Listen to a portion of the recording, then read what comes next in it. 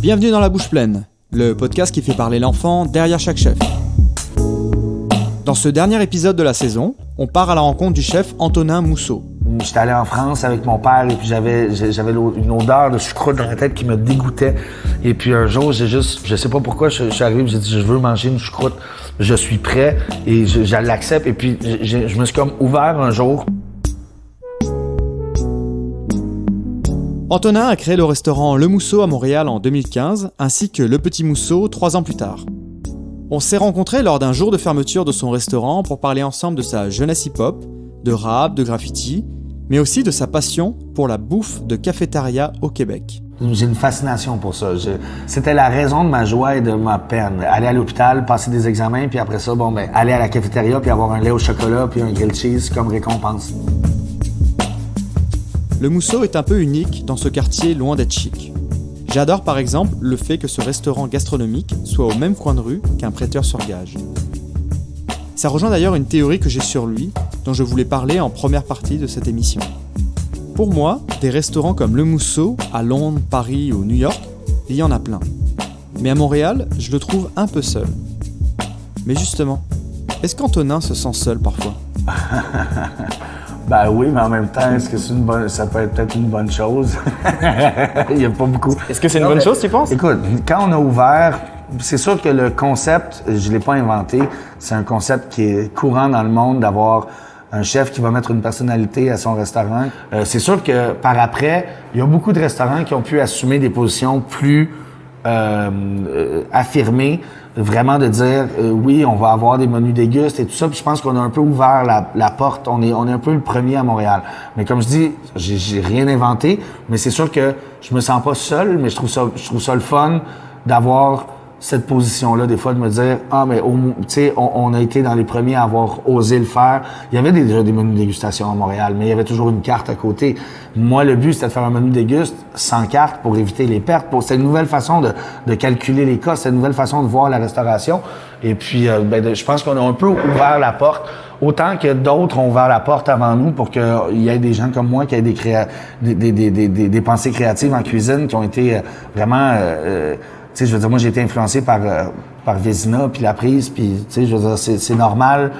C'est le fun de sentir que, j'ai peut-être fait ça aussi pour d'autres personnes. Puis surtout aussi avec l'Instagram, qui est un instrument que je connaissais pas malgré mon âge. Moi, j'avais pas le temps de m'occuper de ces choses-là. Puis maintenant, je veux dire, j'ai des jeunes cuisiniers qui m'envoient des photos de l'autre bout du monde en me disant que je les ai inspirés pour faire tel plat, telle assiette, tout ça. Donc, je trouve ça le fun. Mais tu as frappé quelques murs, par exemple, parce que vu que tu étais dans les premiers, c'est sûr que toute cette notion de, quand tu parlais des coûts, mais c'était relié aussi avec une notion de réservation. Je sais que tu as eu beaucoup de difficultés à faire comprendre aux gens que tu peux pas choquer un restaurant du jour au lendemain, surtout un restaurant mais comme le tien. ça arrive. Ça, c'est quelque chose. Là, un moment donné, tu sais, c'est d'être Don Quichotte aussi contre les moulins. C'est qu'à un moment donné, tu sais, le phénomène des annulations, c'est un phénomène que je peux pas me battre. On peut pas se battre contre. On essaie de trouver des solutions. Les solutions sont dures à trouver, les gens comprennent, mais en même temps, je peux pas rien faire. Moi, si ton enfant a la gastro, puis tu peux pas venir, c'est pas. Je veux dire, je comprends en même temps. C'est juste que j'aimerais qu'on ait plus de facilité. J'aimerais que les lois changent au Québec pour qu'on puisse charger le restaurant, parce que maintenant, seul un tierce parti peut charger. Donc, ça veut dire que moi, je dois m'associer avec une compagnie qui va vendre une place ici et qui, elle, peut prendre une cote sur une annulation et me donner en prenant sa cote à elle. Donc, à un moment donné, ça devient un peu ridicule. J'aimerais qu'on puisse mieux s'occuper de ça et puis qu'on puisse charger, prendre des numéros de carte de crédit et tout ça, puis qu'il y ait des politiques. Si tu m'appelles 3 jours avant, c'est correct. Si 24 heures à l'avance, t'es pas là, d'une certaine façon, tu rates. Je vais juste te montrer, regarde, c'est comme là, samedi, le 27. Donc, on avait 47 réservations et sur toute la journée, tu vois, il y a eu 19 annulations. Wow! OK? Donc, c'est pas 19 sur 47, c'est 47 plus 19. J'ai réussi à rerouler des tables. Sauf que le phénomène est quand même... C'est quand même absurde. 19, c'est petit. Ça c'est juste pour te montrer. Ça, c'est les gens qui ont réservé, qui ont annulé, qui ont réservé, qui ont annulé. Tout juste dans les quelques jours avant la réservation. Donc, le phénomène est énorme. Il faut que ça arrête parce que c'est des coûts, pour moi, qui sont énormes. Donc, admettons, prends un exemple, c'est facile, quand on a un restaurant comme Le Mousseau, Bon, mais les costes sont fixes, donc tu sais que chaque personne représente un tel montant. On rentrera pas dans les détails, mais le montant minimum, c'est 150 $. Fait que fais-moi une soirée, mets 10 personnes qui annulent. On est déjà dans des montants qui sont... parce que moi, je lis la nourriture. Si on est un mercredi, c'est pas super. Le poisson, je l'ai reçu le mercredi matin, je le repasse le jeudi, c'est correct. Mais moi, j'ai des arrivages. On a des arrivages pour avoir les produits les plus frais possibles, toujours. Et là, si on est le samedi, puis que moi, j'ai 50 clients en réservation, que je m'arrange pour avoir 53, 54 portions de mon truc, puis là, j'ai 10 portions, parce que j'ai 10 personnes qui se présentent pas, mais c'est de la perte pure. Ça, c'est à nous de dealer avec ça, mais en même temps, c'est qu'il y a une réalité, c'est que si les gens veulent manger de la gastronomie à bas prix, il faut qu'ils acceptent aussi les conséquences. Parce que moi, s'il fallait que je vende le vrai prix ici, parce que j'en fais pas d'argent avec le restaurant. Puis tout le monde pense que parce qu'on est plein, on est plein aux as. J'ai rien remboursé depuis le début. Fait que là, si on était capable de monter les prix puis de faire le vrai prix que ça vaut, ben j'aurais un restaurant vide. Je peux pas faire un restaurant pour faire de l'argent. Sinon, j'aurais fait un... Et justement, t'aurais fait quoi? Ben, j'aurais fait un restaurant italien. OK, mais un restaurant quand même. Si je voulais faire de l'argent, je serais dans tout sauf la restauration. OK, mais justement, ça serait quoi? T'en as jamais eu marre à un moment de tout ça, puis ouais, tu t'es pas dit genre, je vais me faire dans un autre métier? Oui, souvent. Moi, j'ai eu beaucoup de dépression dans ma vie, puis j'ai eu beaucoup de remises en question aussi sur qu'est-ce que je faisais. Est-ce que c'est quelque chose que... Quand le Mousseau était ouvert? Non, avant. Avant le Mousseau, tu sais, j'ai travaillé, moi, j'ai commencé à travailler, ça fait 19 ans que je suis en cuisine cette année. Fait que, tu sais, j'ai commencé plongeur, fait que j'en ai eu j'ai travaillé dans des endroits de piètre qualité, puis des conditions de travail vraiment mauvaises, puis tout ça, j'en ai eu plein. Fait que, c'est sûr que... Mais tu voyais une porte de sortie? Tu te disais, si jamais, genre, tu devais quitter la restauration, tu ferais quoi? J'allais peut-être devenir bricoleur, ou soudeur, ou je voulais faire quelque chose qui demandait comme... Tu sais, tu fais ton travail, puis quand tu as fini ton travail, tu rentres chez toi, puis tu peux oublier ton travail, puis tu peux... Moi, j'ai d'autres passions. Moi, c'est la musique puis le dessin. Fait que je me disais qu'en ayant un changement de métier comme ça, j'aurais le temps d'avoir mes passions, mais j'ai été rapidement ramené dans le métier parce que je pouvais rien faire. En fait, je pense que je peux rien faire d'autre. Je serais pas capable de rien faire d'autre, mais... C'est sûr que des fois j'aimerais ça avoir une toute autre vie, travailler dans un bureau. Moi, ce serait en musique. Moi, ce serait la musique. C'est vraiment ça que je crois que j'aurais pu... La musique, c'est pas la vie de bureau non plus, hein? Non, mais quand je te dis la vie de bureau, je me comprends. À moins que tu travailles dans un label, puis t'es dans un bureau, c'est ça, tu gères des contrats. parce que j'ai une vision très exacte de ce que je vois. Oui, ça serait... Je pense que si j'étais allé en musique, je serais dans un bureau, j'aurais mon label, puis il y aurait comme... des super conditions de travail, il y aurait des frigos remplis, des salles de réunion avec... En tout cas, je me vois... Tu veux être Jimmy Iovine? Ouais. Non, mais je sais pas, je me vois des fois, j'aime me voir dans des situations un peu comme ça, mais non, pour de vrai, je pense que ma vie, c'était fait pour être... Je veux dire, j'ai l'idée de faire le Mousseau depuis que j'ai 15 ans à peu près, fait que j'ai toujours voulu avoir mon restaurant qui allait s'appeler le Mousseau. Antonin a longtemps fréquenté les cafétérias dans sa jeunesse pour diverses raisons et en a développé une véritable passion pour ce style de nourriture. On en parle dans cette deuxième partie d'émission, mais avant ça, on a parlé de son autre passion. En effet, j'avais une image d'un Antonin Mousseau très hip-hop et j'ai pas été déçu. Je vous ai épargné en montage notre discussion sans fin sur les meilleurs albums de rap français, mais je ne pouvais pas esquiver cet intérêt si important pour lui qui a démarré très jeune. J'ai commencé à faire du rap très, très jeune. J'avais un groupe de musique en secondaire 1 qui s'appelait le Hood Ass Project. Et puis, c'était avec Maybe Watson, qui est maintenant dans La Claire Ensemble. Et puis, c'était avec Lowe's, qui est un rappeur anglophone très connu à Montréal aussi. Et on était 6 petits gars. On avait tous des noms plus horribles les uns que les autres à l'époque. Et puis, moi, mon nom, c'était le Bonhomme 7 heures. On faisait du rap. En fait, on prenait tous les on allait acheter des vinyles à l'époque dans les magasins de vinyles très underground. On achetait les versions des chansons avec les beats, les instrus dessus. Et puis on rappait sur les instrus. Et puis par après, moi, j'ai commencé avec un petit programme, une petite machine à faire des beats. Et par après, j'ai eu la chance d'avoir accès à un MPC 2000. Et là, j'ai commencé... j'ai eu une carrière avec mon MPC 2000. Avec le même nom? Non, alors là, j'étais Main Bleue. main bleue, comme la main bleue. Et puis par après, j'ai continué à faire un peu de rap avec le collectif Casser ça, duquel je fais partie encore. Donc, c'est sûr que je suis moins actif, mais ça reste que c'est mon crew de graph, c'est mon crew de rap. Donc tu continues à graffer, tu veux dire? Ouais. Tu continues à faire des murales? Ben, les murales, en fait, je t'avoue que je suis un peu rouillé. Ça doit faire un bon 5 ans la dernière fois que j'ai pas fait une murale. Je fais Under Pressure cette année.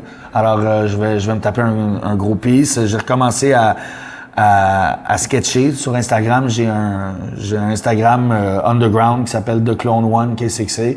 Puis c'est que du dessin, des graphes que je fais. Mais quand tu étais jeune, Oui. au tout début, qu'est-ce qui t'attirait dans la culture hip-hop?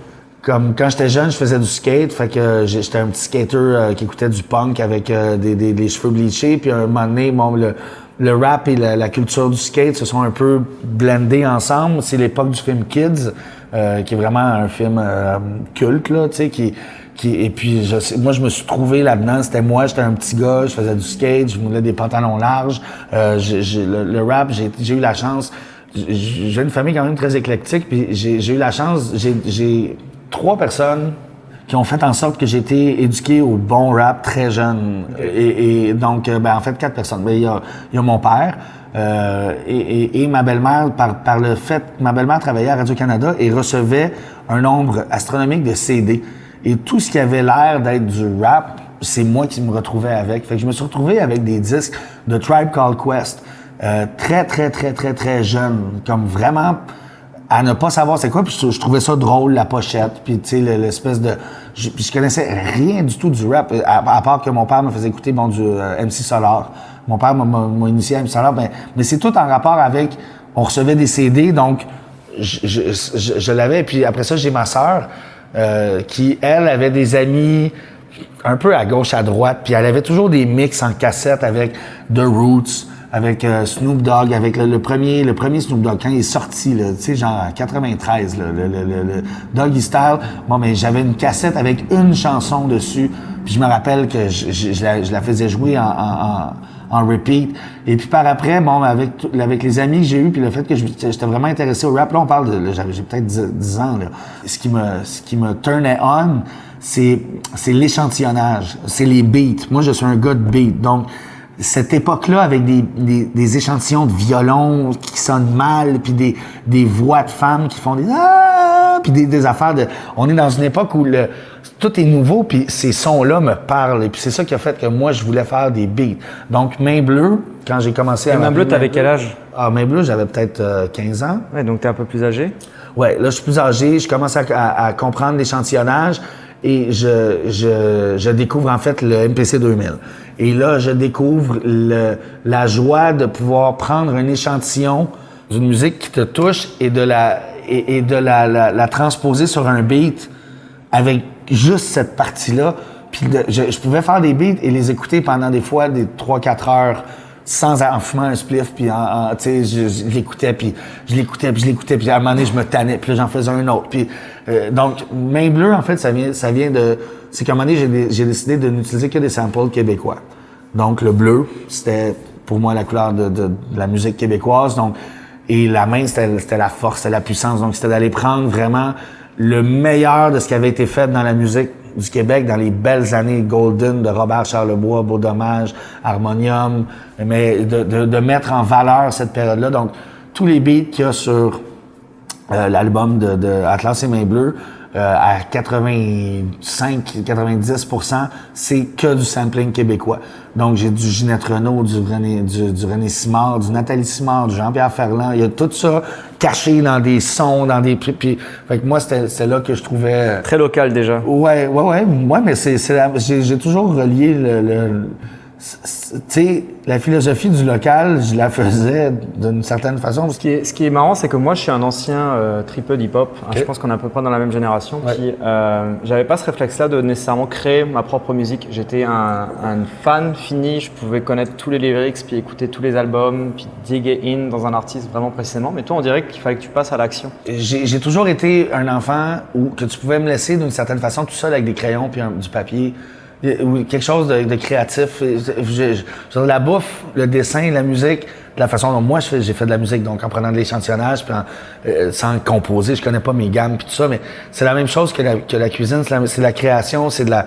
Je pense que moi je suis juste une personne créative, puis je me rappelle moi étant jeune, n'importe quelle activité que je faisais. J'avais toujours un cahier puis un crayon. J'écoutais de la télé, j'écoutais des films, j'écoutais de la musique, je dessinais. Plusieurs choses en même temps? Ouais. Puis j'ai un souvenir. Pas juste être passif sur la télé? En fait, j'ai un souvenir, de... Je sais plus quel âge j'ai. En fait, c'est quand La Haine est sortie, en fait. C'est vraiment quand le film La Haine est sorti. J'ai ma marraine qui a eu accès à une vidéo, parce que ma marraine était critique, c'est Francine Grimaldi, elle était dans la culture et tout ça. Donc, elle avait eu une copie vidéo de ce film-là. Et elle l'avait donné à ma mère en disant, peut-être qu'Antonin va aimer ça. Mais moi, j'avais aucune idée. Je veux dire, ça doit être pour de vrai, ça doit être en 94, là. Fait que, je me rappelle d'être assis. Et j'avais déjà commencé à voir un peu des graphes à gauche, à droite. Puis là, le film commence, je sais pas qu'est-ce que ça va être. Et là, je vois Saïd qui fait un tag et je fais pause. Je m'en vais chercher un cahier et là, je mets mon cahier et là, j'ai fait un graph. J'ai fait comme mon premier graph en écoutant La Haine. Donc, je me rappelle d'écouter La Haine puis d'avoir cette espèce d'émotion. Fait que je pense que non, je suis juste pas une personne passive, faut que je sois actif, mais en même temps, à l'intérieur de moi, j'ai un côté en ce moment qui veut être très passif parce que je me suis brûlé depuis toutes ces années, fait que j'essaie des fois, puis après, comme j'ai dit, comme après avoir eu la mono, puis après avoir eu beaucoup de dépression et tout ça, j'ai un côté de moi qui aimerait ça, juste ne pas être aussi actif. Mais admettons, chez moi, faire du dessin, c'est quelque chose que j'avais oublié. En fait, c'est fou, c'est comme si j'étais chez le psychologue en ce moment, parce que je te parle de le truc avec La Haine, mais en fait, bon, il y a 4 mois, je me suis racheté une tablette pour faire du dessin, puis maintenant, je fais du dessin à tous les jours, puis c'est vraiment, c'est ce qui fait que je suis très zen ces temps-ci. C'est le fait de m'asseoir, puis encore une fois, je mets la télé, il y a de la musique qui joue, j'ai la télé, puis moi je fais mon dessin parce que c'est vraiment, je viens de réaliser, c'est moi quand j'étais enfant. Puis c'est pour ça que je me sens bien à faire ça, parce que je pense que c'est le seul moment dans ma journée où je peux tout oublier. On n'a pas parlé beaucoup de bouffe, par exemple. Non, tu vas avoir du montage à faire, tu sais. Tu mangeais quoi quand t'étais enfant, toi? Bon, ben, moi, il faut comprendre que je viens d'une famille qui est une famille, mes parents se sont séparés très tôt. Donc, j'ai pas de souvenir de mes parents ensemble. Donc, j'avais 2 foyers, en plus que j'étais pensionnaire. Oh. Ouais. Alors, étant jeune, j'allais à l'hôpital très souvent, j'avais des nodules, j'avais des problèmes de santé. Alors, j'avais une fascination pour la bouffe de cafétéria. J'ai une fascination pour ça. Autant que des journées, c'était la raison de ma joie et de ma peine. Si je regardais les menus de la semaine, je savais quand j'allais être content puis quand j'allais être fâché parce que ça me touchait. Moi, la bouffe, c'est relié directement. Si tu me sers quelque chose que j'aime pas, je vais être fâché. Et puis, si tu me sers quelque chose que j'aime, je vais être super heureux. Donc, à l'époque, j'aimais beaucoup aller dans les cafétérias. Et puis, ma mère m'amenait beaucoup à Radio-Canada aussi quand j'étais petit, parce qu'elle travaillait là-bas. Donc, j'avais accès à la cafétéria. Donc, j'aimais beaucoup tout cet environnement-là, un peu des grilled cheese, des club sandwich, Explique à un enfant français qu'est-ce qu'on mange dans une cafétéria au Québec. Ouais, bon, mais c'est ça, on mange pas bien. Ah non, mais attends, c'est normal, là, mais... Oui, non, mais je veux dire, quand c'est quoi les classiques de la cafétéria québécoise? Ben, le hot chicken, donc deux tranches de pain de ménage avec du poulet dedans et le tout arrosé de petits pois mis en conserve, mis sur le dessus et d'une sauce brune très gélatineuse et très salée. Ça, des club sandwich, donc un club sandwich, un sandwich au poulet, bacon, tomate et laitue, ou des grilled cheese, simplement 2 tranches de pain avec un morceau de fromage à l'intérieur cuit sur une plaque. Donc, c'est vraiment... Il y a des entrées et des desserts aussi? Ouais, il y a du jello. Il y a du jello, c'est de la gélatine aux fruits. Bon, t'as du pudding. T'as des affaires, t'as des gâteaux vachons, des petits gâteaux. Tu sais, c'est vraiment une bouffe horrible, en fait. C'est tout ce qu'il y a de pire pour la santé, des huiles hydrogénées et tout ça. Mais ça reste que pour moi, c'est un réconfort parce que le réconfort, c'était de passer des journées avec ma mère à son travail. Donc, j'allais à la cafétéria, elle me donnait 5 $, puis je pouvais aller m'acheter ce que je voulais. Le réconfort, c'était aller à l'hôpital, passer des examens, puis après ça, bon, ben, aller à la cafétéria puis avoir un lait au chocolat puis un grilled cheese comme récompense. Ça, c'était pour moi, c'était comme, c'était mon réconfort. Donc, ensuite de ça, quand j'ai été pensionnaire, au pensionnat, c'était un peu dur la relation qu'on avait avec la nourriture parce qu'on n'avait pas le droit d'avoir de nourriture extérieure. Alors, fallait se contenter que ce qu'on nous donnait. Et puis, ce qu'on nous donnait, c'était pas nécessairement, tu sais, je veux dire, une personne en 5e année ou en 4e année, tu as le droit à 2 toasts le matin avec un bol de céréales. C'est déjà bien. Il y a des gens qui ont même pas ça, mais je veux dire, c'était pas. J'ai eu l'impression de manquer de nourriture des fois. Fait que maintenant, j'ai une relation avec la nourriture. Mon frigo est toujours trop plein. J'ai un peur de manque. Puis quand j'en fais trop. Puis, c'était une drôle de relation que j'avais. Mais moi, est-ce qu'il y avait des techniques dans la cafétéria? Est-ce qu'il y avait des choses qu'on savait entre élèves? Ben oui, écoute, le secret c'était de se proposer à la plonge. Alors on pouvait, on faisait pas la vraie plonge, mais en fait on classait la vaisselle avant que le plongeur de la cafétéria l'aille. Et c'était une job qui prenait à peu près 10-15 minutes. Donc c'était juste de mettre les assiettes dans les bacs puis les ustensiles dans les bacs. Et puis, on avait le droit à une portion extra de dessert, si on faisait ça. Donc, moi, j'ai fait beaucoup... En fait, j'avais oublié ça, mais c'est là que j'ai commencé à la plonge, en fait. tout ça pour avoir des morceaux de bagatelle en plus, tu sais. Mais c'était... Bagatelle, c'est quoi ça? La bagatelle, c'est un restant de tous les desserts mis ensemble. Donc, c'est un petit peu de gâteau avec un petit peu de crème, avec un petit peu de... Tu mélanges tout. Puis, en fait, c'était souvent le dessert qu'on avait parce que ils mélangeaient tous les desserts ensemble. On appelle ça une bagatelle. C'est comme ça que tes premiers contacts avec la cuisine. Mais mes relations avec la nourriture sont vraiment... Il y a de quoi de psychologique, là. Vraiment, ça pourrait être un cas étudié. C'est parce que j'avais plusieurs gardiennes aussi, chez mon père, chez ma mère. Mes parents partaient souvent. Moi, je me faisais garder souvent des étés au complet. Je me faisais garder à une ferme à Berthier-sur-Mer. Et puis là-bas, le menu, c'était pas mal juste du steak, de la viande hachée avec des patates bouillies puis des légumes trop cuits. Donc, mais je me fais ça des fois. Des fois, mon souper, ça va être des pommes bouillies avec un brocoli un peu trop cuit puis une belle grosse boulette de steak haché. Puis je suis très content. Ouais, mais tout ce qui me fait penser à une grand-maman, tout ce qui me fait penser à ce que mes grands-mamans faisaient ou ce que mes parents me faisaient, nos plaisirs sont associés directement avec des souvenirs. C'est ça, nos plaisirs sont associés directement. Et la nourriture, certaines personnes ne sont pas du tout touchées par ça. C'est comme la musique ou quoi que ce soit. Mais la nourriture, je crois que c'est ce qui peut toucher le plus de gens. Et puis, quand tu es capable de faire une association, de dire à quelqu'un, goûtez ce plat-là. Puis là, le plat, c'est un plat qu'ils vont manger au mousseau. Donc, c'est un plat, là, tu le reçois, c'est très abstrait, tu sais pas vraiment ce que c'est. Puis là, tu y goûtes, puis finalement, c'est un goût que tu connais. Puis là, je te dis, pensez à ça.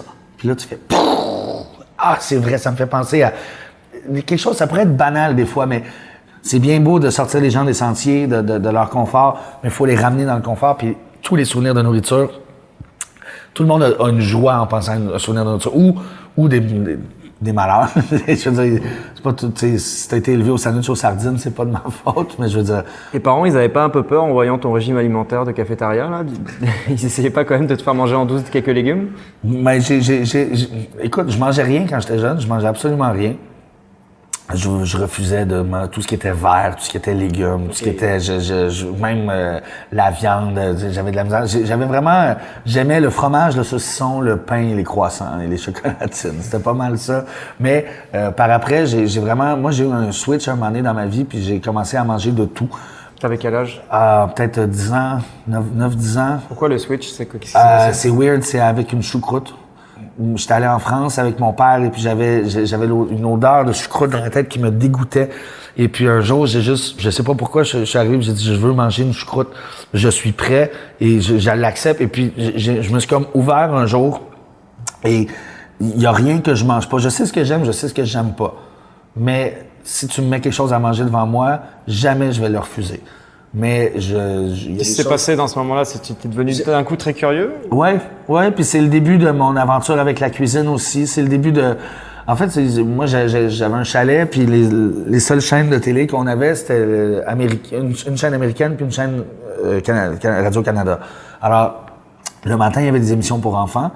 Et puis tout de suite après, on tombait aux émissions pour cuisine le samedi. Des émissions de cuisine. Donc aux deux postes, j'avais des émissions de cuisine et puis j'écoutais les émissions de cuisine.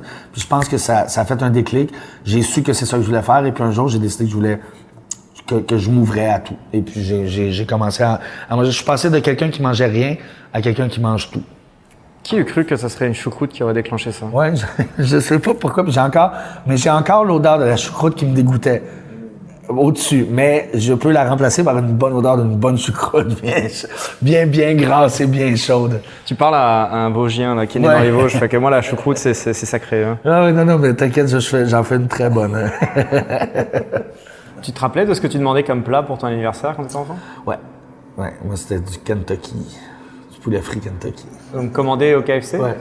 Pas fait maison, hein? Ouais, non, pas fait maison. Non, c'était pas. Non, moi, en fait, à mon anniversaire, j'avais plusieurs. Ça, c'est parce que tu les as vus dans des clips hip-hop, ça? Non, mais non, pas du tout. Attends, j'étais encore plus jeune que ça. Là, je te parle.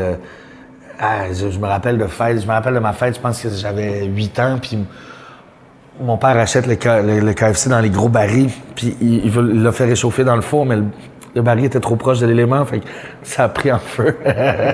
À ma fête, mon gros trip avec mes amis, c'est qu'il y avait un Ben & Jerry's au coin de chez nous. Ben & Jerry's, c'est une compagnie de crème glacée. Et puis, à l'époque, ils appelaient ça le Vermonster, donc le monstre du Vermont. Et puis, c'était littéralement 40 boules de crème glacée avec 20 biscuits, 10 brownies, 5 bananes, crème fouettée, tout ce que tu voulais. Alors, on allait là-bas, moi et mes amis, à ma fête, puis on s'assoyait, une dizaine de petits garçons, là, puis on avait la grosse panne, puis là, on mangeait. Si tu avais l'opportunité de parler à l'enfant que tu étais et lui faire passer un message, qu'est-ce que tu lui dirais aujourd'hui? Fais attention à ta santé. Oui. Ben, j'ai des années d'abus de malbouffe, d'alcool, de drogue, de tout. Moi, je viens du milieu de la restauration qui est l'ancien milieu, je trouve. Maintenant, tout a changé. Puis, je veux dire, même moi, avec le restaurant, j'essaie de donner des conditions de travail complètement différentes que ce que moi, j'ai vécu à l'époque. Mais j'ai beaucoup hypothéqué ma santé parce que je suis parti de chez moi très jeune. Puis, je me suis occupé de mes affaires moi-même, mais en même temps, je dirais, mange mieux. Apprends à mieux manger aussi parce que je suis quelqu'un de... Comme je dis tantôt, j'ai manqué de nourriture un peu à cause du reste français. Donc, j'ai tendance à, si je vais au restaurant puis un steak 26 onces puis un steak 40 onces, ben je vais prendre le 40 onces. Je pense pas que tu te serais vraiment écouté si toi, tu disais ça. Ouais. Ça m'a fait ta gueule. Dégage, vieux con. Dans chaque épisode de La Bouche Pleine, le chef invité doit cuisiner un plat qui a marqué son enfance. Antonin ne fait décidément rien comme tout le monde et nous a réservé une surprise pour la dernière émission de la saison. Antonin, dis-moi le plat que tu cuisines aujourd'hui et qui représente ton enfance selon toi. Le grilled cheese. Ouais. Mais on va même pas le cuisiner, on va aller le chercher déjà tout fait. Oh, c'est-à-dire? Ben, on va aller chez Phil, juste à côté d'ici, parce qu'ils font des très bons grilled cheese. Parce que l'art de faire un grilled cheese, c'est pas de mettre des oignons confits puis des pommes avec un petit roquefort puis un petit... Non. Un vrai grilled cheese, c'est de la margarine, du pain blanc pomme, du fromage orange Kraft. Puis là, on va aller s'en chercher un juste à côté. On va faire mettre un petit extra bacon dedans avec un lait au chocolat. Tu vas voir, ça va nous ramener en enfance. Je suis déçu, je pensais qu'on allait aller à la cantine de Radio-Canada. Ben, écoute, si on avait le temps...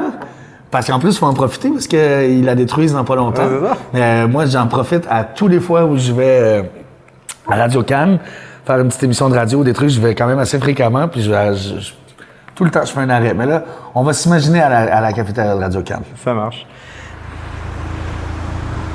Tu voulais voir le quartier, mais tu vas le voir. Yes! Aller chez Phil, c'est une expérience en soi.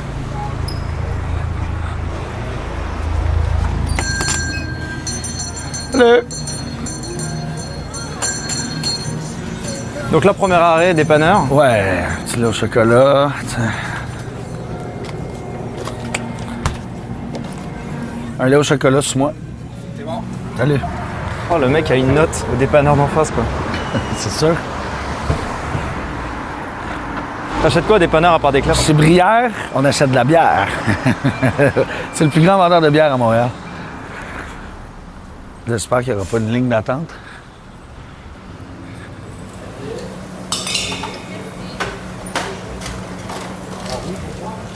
Salut! Prendre 2 grilled cheese take-out pour emporter. 2 grilled cheese bacon en take-out. Oui. de canon. 2 grilled cheese avec bacon. Parfait. Et ici, c'est quand les fois que tu viens ici? Avant les shifts, quand on est le lendemain de veille. J'amène, quand je reçois des chefs américains, je viens tout le temps chercher des hot dogs, des rondelles d'oignons. C'est marrant qu'après le discours sur faire attention à sa santé, tu m'emmènes direct. Je sais. Mais bon, tu m'as demandé On s'en fait pas, hein? C'est ça, tu m'as demandé qu'est-ce qui me ramenait dans mon enfance, mais c'est ça. C'est ici.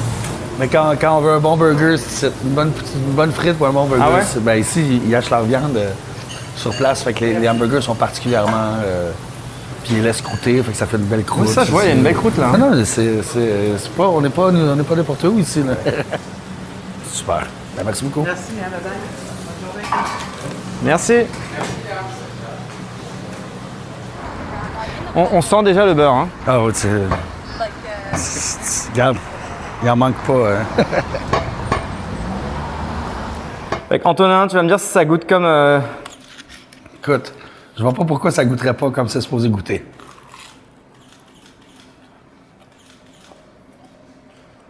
Ça goûte l'hôpital, ça goûte Radio-Canada ou ça goûte l'internat? Ça goûte tout. Tout ça, non. Ah non, ça goûte vraiment ce que c'est supposé goûter. Le petit côté un peu mou en dessous. Est-ce que t'as des enfants? Non. Est-ce que tu veux avoir des enfants un jour? Ouais, mais... Disons que c'est pas le bon moment avec les restos et tout. Ouais, c'est clair. Mais qu'est-ce que tu leur ferais manger? Tu leur ferais manger ce genre d'affaires? C'est sûr que oui. J'avais la discussion avec mon chef exécutif qui est italien. Sa belle-mère a mis du ketchup dans les pâtes de son fils l'autre fois, puis il était fâché. Moi, j'ai rien contre ça. Ma grand-mère me faisait ça quand j'étais petit, puis j'aimais ça. Fait que, non, mais c'est sûr que je vais pas pousser mes enfants à la malbouffe, mais pour moi, un bon grilled cheese avec un lait au chocolat, c'est très acceptable. Mm-hmm. Autant qu'une salade de quinoa et de fèves de soya germées. Merci énormément à Antonin pour son temps et sa confiance pour ce 12e épisode de La Bouche Pleine. Retrouvez toutes les photos de cet épisode sur le compte Instagram de l'émission, @La Bouche Pleine podcast. J'ai tenu mon pari, réaliser un épisode par mois pendant 1 an sur ce sujet qui me tient à cœur. Merci encore à tous les chefs qui se sont prêtés à cet exercice. J'avais aucune idée qu'1 heure de votre temps serait aussi difficile à obtenir. J'ai profité de cette année pour me poser beaucoup de questions sur la saison 2 de ce podcast. Peut-être vous l'avez senti avec l'épisode hors-série à Paris avec Julien Pham, mais j'avais envie de sortir des cuisines des restaurants et d'aller à la rencontre des gens qui travaillent dans l'univers culinaire sans pour autant être dans un restaurant. Critiques culinaires, vignobles, photographes, boulangers, je vais sortir mes micros pour avoir des rencontres différentes et en gardant l'esprit bouche pleine, partager un plat ensemble. Est-ce que ça veut dire qu'on n'entendra plus les histoires d'enfance des chefs? Pas forcément. Je réfléchis à l'idée d'alterner les thématiques entre chaque épisode. Dites-moi ce que vous en pensez sur l'Instagram de l'émission et si vous avez des suggestions à me faire. Je me répète, mais c'est vrai, ce podcast est indépendant et n'existe que grâce à votre soutien. Donc n'hésitez pas à en parler autour de vous ainsi que sur les médias sociaux. Identité sonore par Clément Leduc et Gabriel Gagnon. Identité visuelle de Tirsa. Merci 1000 fois pour votre écoute. Je prends une petite pause en septembre pour l'arrivée d'un heureux événement. Et on se donne rendez-vous dans quelques temps pour la 2e saison de La Bouche Pleine.